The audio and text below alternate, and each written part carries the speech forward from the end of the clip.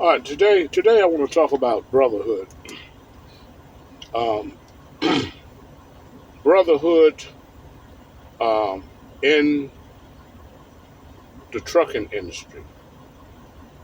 There's no brotherhood in the trucking industry, and that's one reason why it's getting so bad. Okay, the drivers do not have any brotherhood for one another.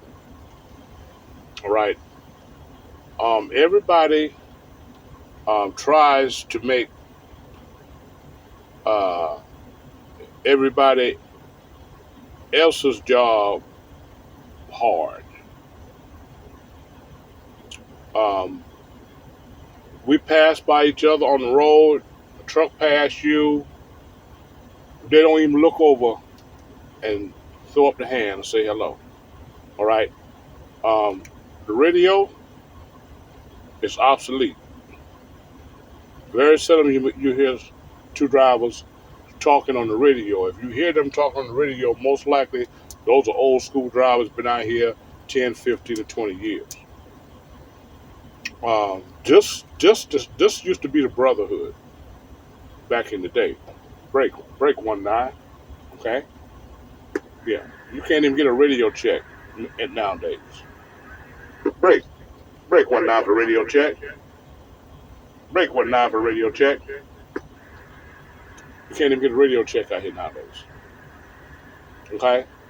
So the brotherhood in the trucking industry is gone. And the brotherhood have to be with the drivers.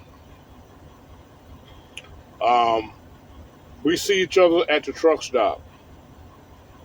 And a truck can pull right up beside me and I could be fueling and he could be fueling. And normally if I don't speak to him, he won't speak to me. Hey driver, how you doing today? Just you know, just courtesy. I mean, being polite. Uh-uh. There's none of that no more. There's no brotherhood. Uh, the shippers um, don't really like the drivers. The shippers and the consignee, they try to make a driver job hard. Okay, with this old slide your tandems bullshit. All right, that don't you don't really have to slide your tandems to be loaded or unloaded. All right, that's just something that they impose upon us is to make our job harder.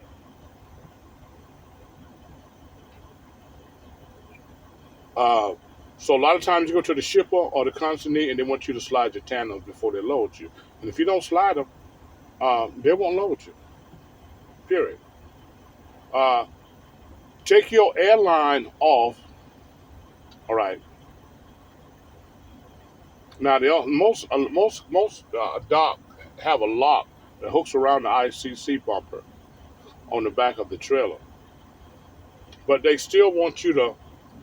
Uh, in some places, give me your key. Well, most truck drivers have two set of keys anyway, so that don't make things no safer. All right. Uh, and we're gonna lock your airlines. Okay, we're gonna put a lock on your red airline, which is a trailer. Okay, go ahead.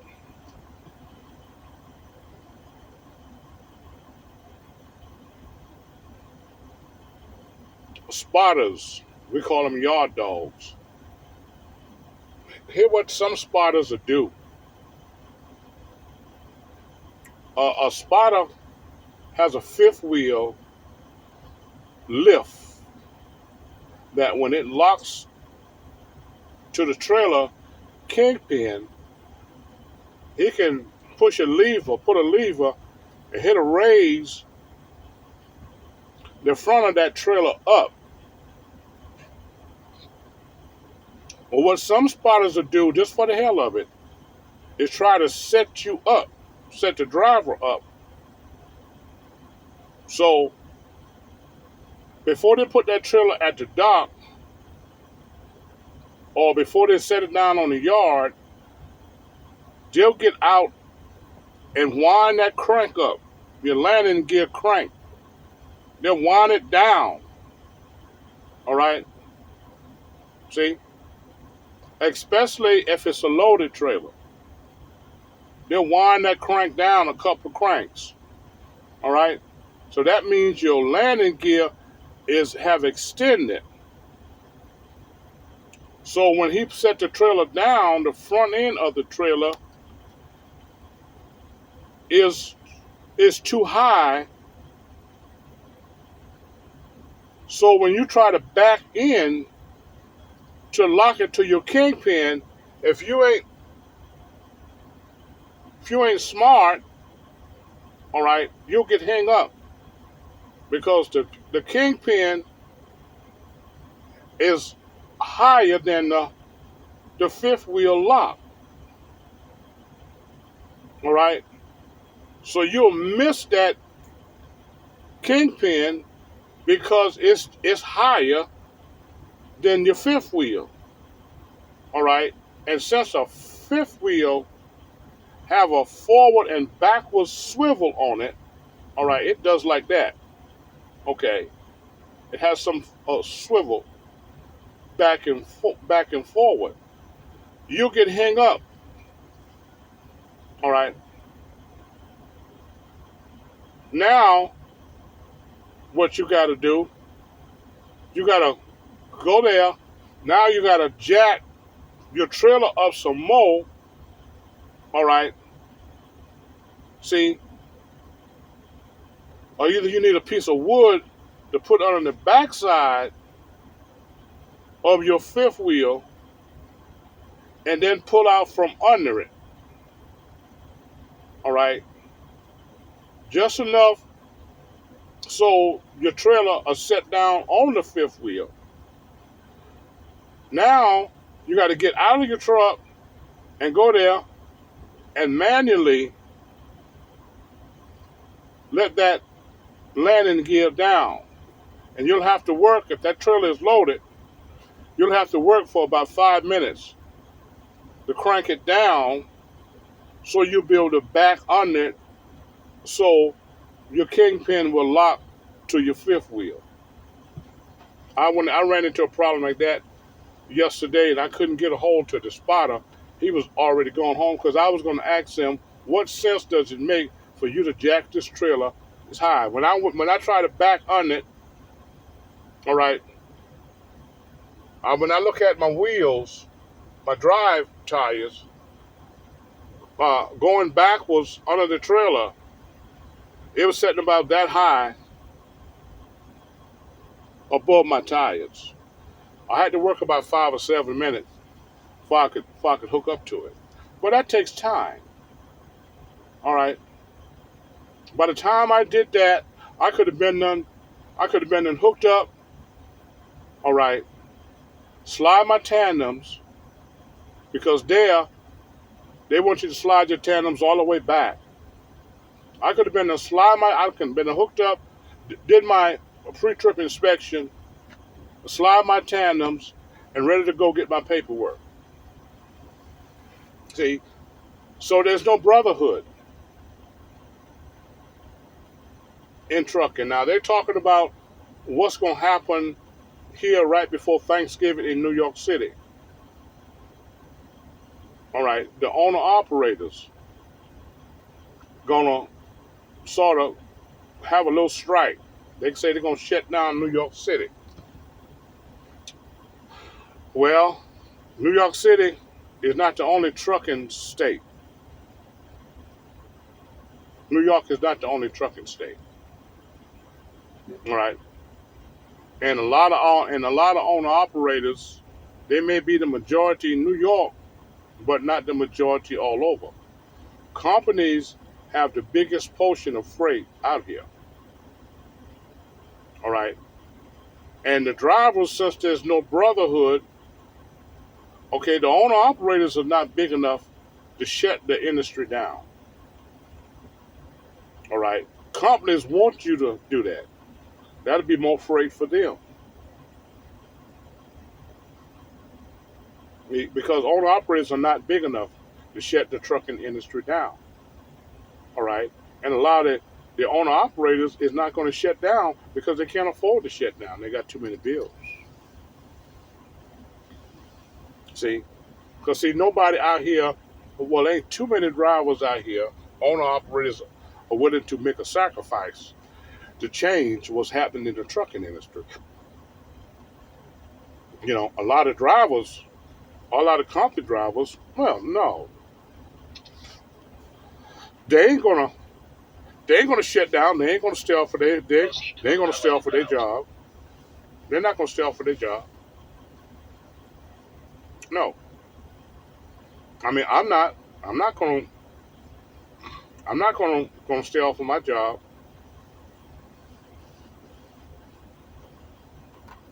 No, I'm coming to work. I'm coming to work every day that I can because I'm satisfied. All right, with my job. It's not the best job, but it's not the worst job. It's not the highest paying job, but it's not the lowest. All right, I'm only like 15 miles from my house. Okay, I didn't have to go out of town for orientation.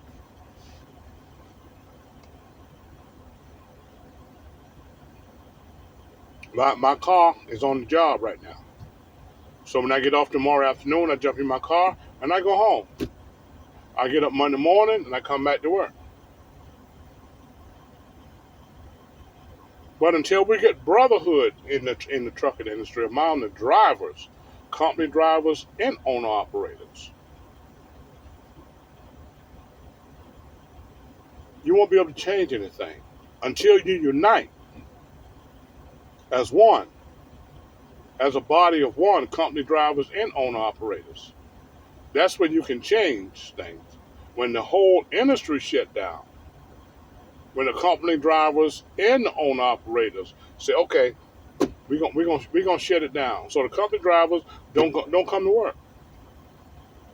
All right, if they're at the truck stop, they don't take that dispatch. No, no, they don't take that dispatch. You know. Now, what does the company driver want? Well, company drivers need more pay. Owner operators need more pay. The brokers is lowballing the owner operators where they can hardly survive. After fuel and taxes, they don't have very much to take home. After the fuel and the expenses, they talk about a steering tire, $600 just for one steering tire. You get a cheap uh, uh, uh, uh, trailer tire for about $400. You know, I heard a guy on the phone the other day with one of the technician at the truck stop. All right, and he was asking them, did they have any used tires that he could put on his trailer or his drive? Because you got to have a virgin tire on your steering. Yeah, that's just how bad the industry have got. All right, and the main problem, all right, is these brokers. You move the brokers, things will get better. You have to shut down the middleman or have him govern, all right, where he can only get a certain percentage of the rate on the freight, or either move him out of the way altogether. Now, you take like my company that I work for, they don't pull a lot of broker loads. They have established a relationship with the shipper.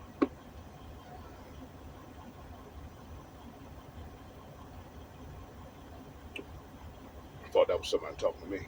They have established a relationship with the shipper until they don't take a lot of broker loads, right? The only way they take a broker load is that they can't.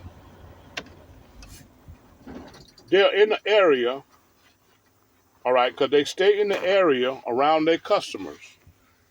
Only time they'll take a broker load is where they cannot find.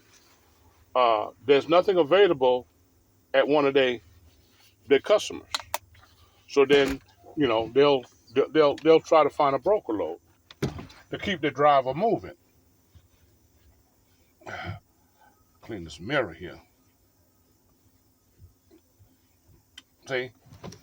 So the main problem in the trucking industry is brotherhood. The brotherhood is gone. The communication is gone. Drivers don't communicate no more. We used to communicate. Uh, we used to communicate on this. Breaker 19. We used to find directions with this. Hey, break. Anybody out there been to Sleep Number over there in Tampa? What's the best way to get in? Yeah. See, that communication is gone. This right here took that out of the way. These Bluetooth, these telephones.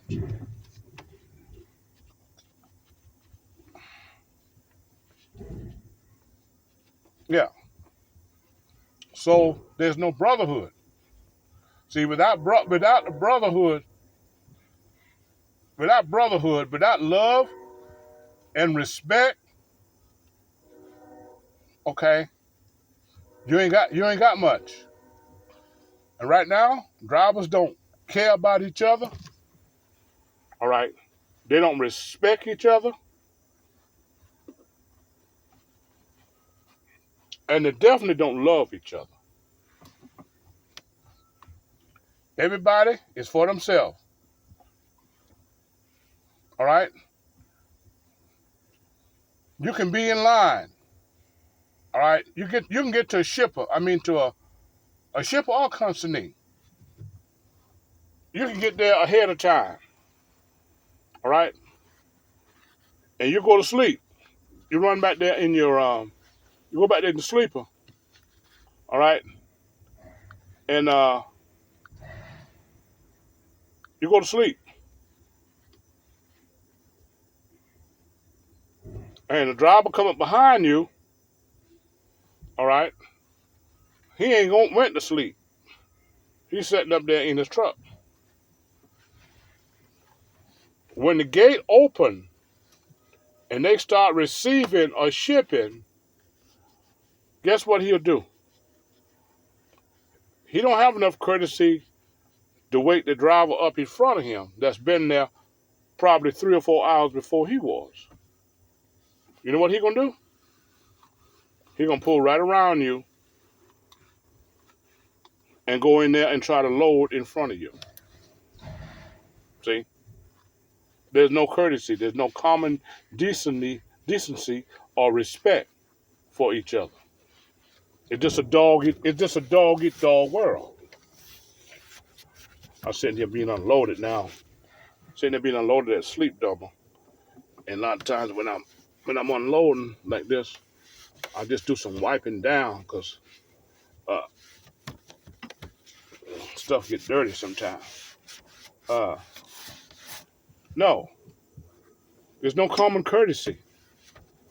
All right, you go to fuel, you lives will have to wait 30. It might a lot to take you 30, maybe 45 minutes just to fuel. Why? There's two trucks in front of you. All right, one of them is at the fuel outlet, but he ain't fueling.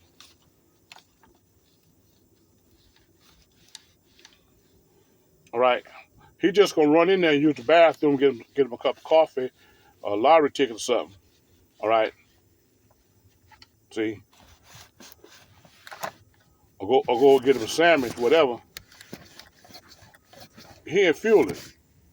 The truck in the front of him done fuel, but he pull up and he run in the truck stop. Okay. You might be sitting there 30 minutes before you get to the pump. Now, if you say something to them, if you go in the truck stop and say something to them about it, now you liable to have a fight on your hand, because they're gonna get smart with you, and before you know it, you be gonna slap the shit out of one of them, and there you go. Now you don't got a charge on you, all right, over some bullshit. Yeah.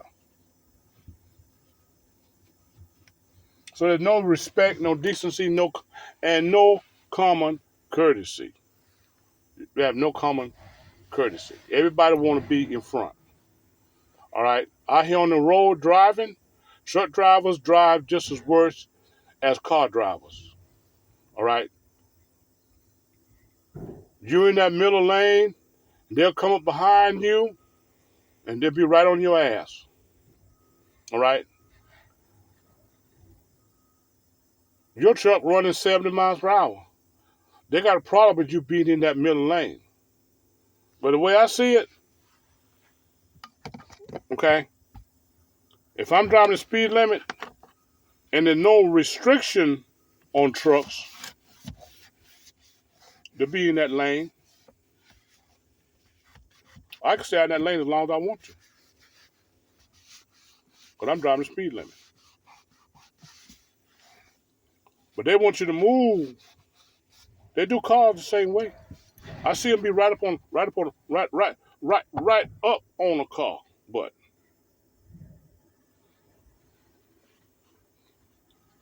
want them to move out of that middle lanes because they speed. And then they wonder why they're getting speeding tickets. But you get the speeding tickets because they ain't know you don't use this no more.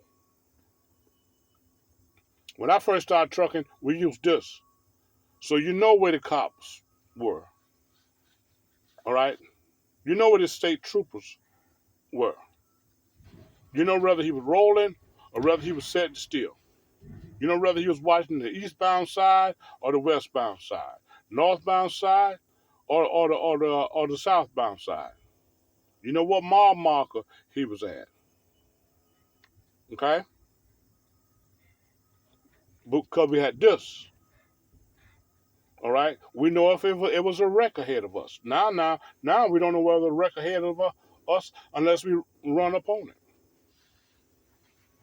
Hmm? Back it down, back it down, back it down, northbound. Yeah, you got a bad wreck ahead of you there, northbound. Yeah, 10-4 driver. You looking good. Back to the so and so and so and so. That's how we communicate. And everybody was happy. Everybody was happy. Everybody was happy. You know, we made pretty good money when we got to the truck stops. We had a lot of mom and pops truck stop back then. Man, when you come in them truck stop, them people glad to see you. You had some of the nicest waiters that you ever want to see, and they had good food. Now, most of the truck stops you go to, they got fast food. Wendy's, Arby's, Hardee's, Popeyes, McDonald's, and you wonder why drivers are having heart attacks out here. Because you can't hardly get a balanced meal out here on the road. You can't get no vegetables. The only thing you can get is a bunch of fried food, hot dogs, French fries, fried chicken, okay, potatoes, all right, bacon. You can't get no healthy food out here anymore. because all the truck stops right now, they're going to fast food. Yeah, most of the truck stops is nothing but fast food.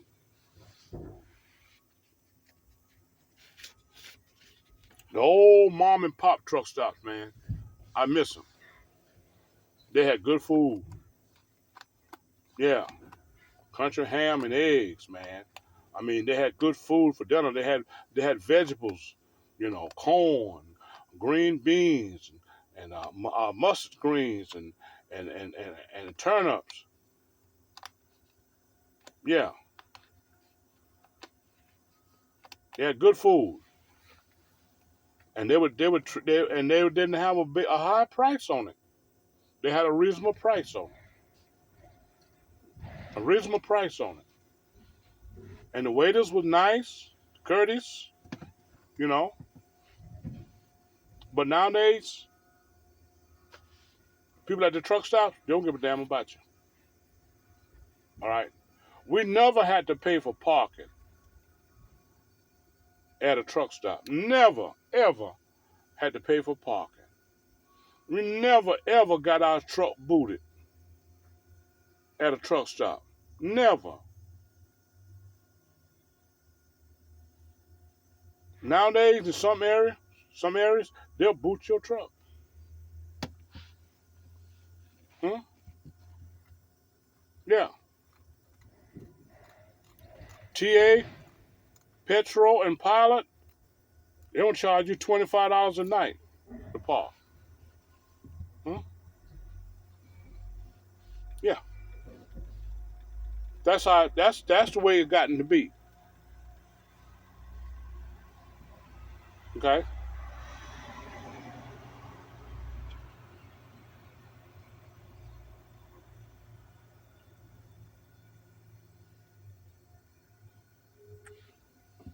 You know, a lot of companies want you to do a lease purchase. Yeah. Want you to do a lease purchase. So they can make more money than you. And you do all the work. Hmm? Because they got a lot of control. They control the freight, they control the truck, the trailer, and everything. You pay for operating the truck, and they make clear money. They get their money off of the top. They give you what they want you to have. And that's because of ignorant truck drivers want to own a truck, want to be an owner operator. Yeah. So let's do a lease purchase. A lot of time at the end of the lease, you got a balloon payment. If you can't cough up the money for that balloon payment, sometimes that's anywhere from $5,000 to $8,000. Now let's say from $5,000 to $10,000 balloon payment at the end of the lease. Well, you most likely you're not going to have that kind of money because you're not making that kind of money while you're leasing. Because they got you by the balls. Talk about called me the other day. Talk about they'll give me 88%. 88% of what? Huh?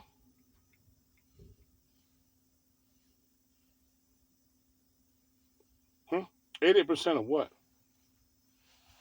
80% of what they want you to have. Hmm? You're not getting 88% of the original confirmation. Hmm? Whatever they agree to haul the load for from the shipper or the broker. No. So man, get off of my phone. They keep texting me about it. I block them. All right. Anybody come to you with a lease purchase, don't walk, run, because it's a total ripoff. And if you do own that truck, if you do get to own that truck, I guarantee you, you paid enough money to buy 2 trucks. Yeah. Hmm.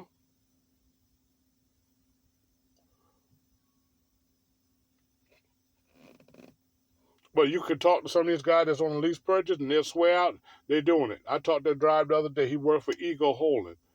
All right. I asked him how much was his take home a week. He said 2,500. 2,500, and you're an owner operator, and you can't kick down with $2,500 a week. Shit, I'm a company driver, and I do that. I'm a company driver, and I can make over 25 a week.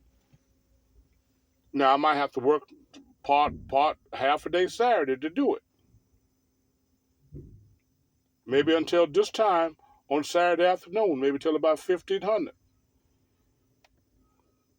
Huh? But I can do 2,500 a week. Now I won't take home that much because they hit me with taxes. I'll take home about 18,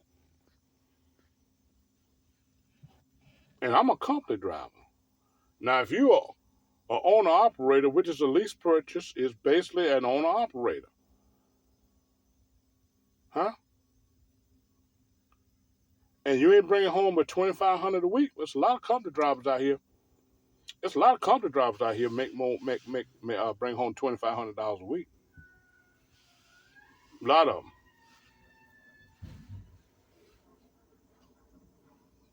See, so if something they come to you with a lease purchase, don't walk, run, run. Because most lease purchase drivers I see, they mad, they angry. They come through the truck stop highballing, and they're always in a hurry. They're always in a hurry. See, I'm a company driver. I take my time. Man, I got my load. Well, how much I got? How much time I got on my clock? Okay, I got 2 hours and 29 minutes. All right. By the time they get through unloading me, I'll probably have about 2 hours.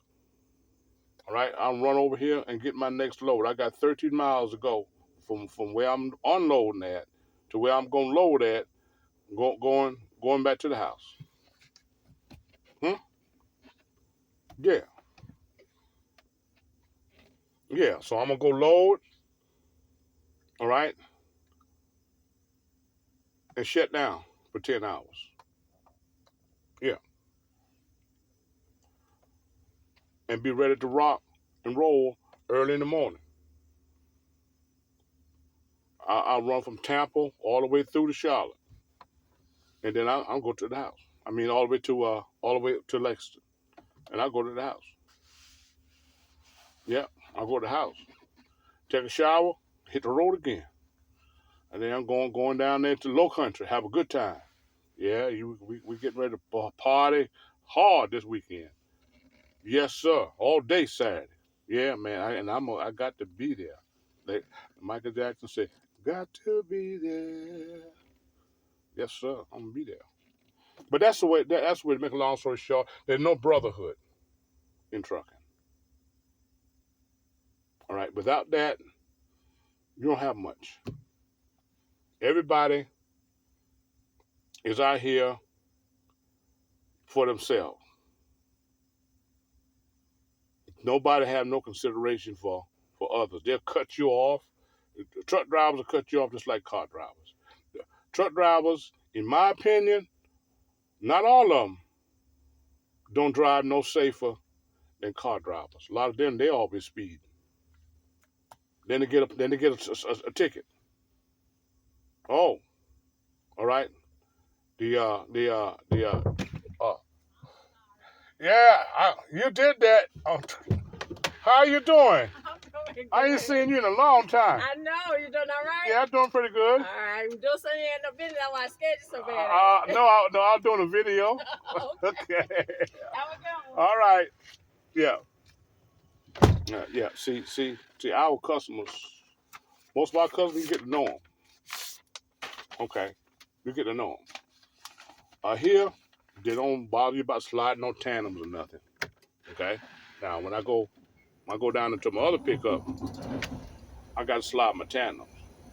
So now all I got to do is pull up and close the doors and get ready to ride. Yeah, yeah. So y'all be blessed.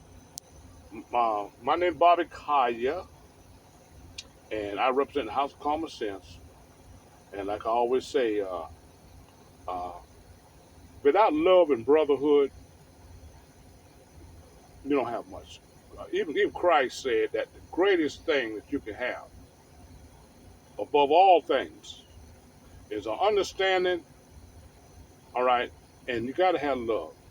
Without love, caring, and consideration, you ain't got nothing. And we don't have no love and caring, okay, and consideration and loyalty and honesty and respect in the trucking industry. It's gone.